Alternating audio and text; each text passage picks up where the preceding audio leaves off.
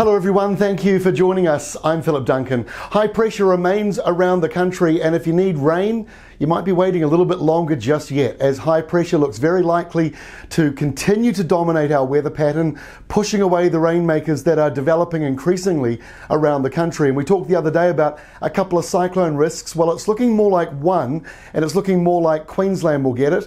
And the Tasman sea low that we talked about this weekend looks like it's going to develop but be smothered by high pressure around New Zealand. So we're going to kick off with the wind map, which shows a high pressure system to the north, another one to the south, and a small area of low pressure out to the west. So it's a little bit messy with patchy rain and showers in the middle and sunny weather at sort of either end of the country. Now, this is the next 7 days of rainfall. So the total rainfall accumulation map. Now, it's a whole lot of colour, but if you look at the bottom of the scale down here, the blue area, which is this large area in here, we're talking about a trace to just maybe 5 millimetres of rain in the next 7 days. Now, we've been seeing this rainmaker out at sea, so a lot of rain out here. We're talking maybe up to 80, 100, 150 millimetres out at sea. So very heavy rain nearby. Some of that moves into the west coast. A little bit spills over into Canterbury, which is good news for you, but we're only talking about 15, 20 millimetres maybe around there. So dry conditions coming up, even though there's a fair bit of rainmaker activity just around our shores. So this is how we look for Friday. So you can see high pressure, but we've still got a few showers in the mix. This will be mostly drizzly stuff, light winds around the North Island, and the sunniest weather will be at the very top and the very bottom. We've got rain moving in on the west coast from this weak area of low pressure out on the Tasman.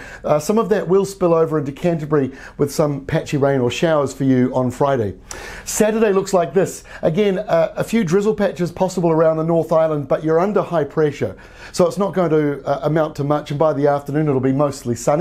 We're still stuck with this little area of rain and or showers, drizzle around this narrow part around the South Island. Again, high pressure is building though behind it, so this little front or this little area of rain is going to be pretty limited. So by Sunday it's gone. We've got a couple of showers lingering, but really that is about it. And what a solid block of high pressure. So the Tasman low is still sitting there, but it's not doing much. So when we go to next week, by Monday, we've still got low pressure, but because this high is so big, it's expanding back out and it's pushing the rain clouds away. So while we might see a shower, we're not really seeing much in the way of substantial rain.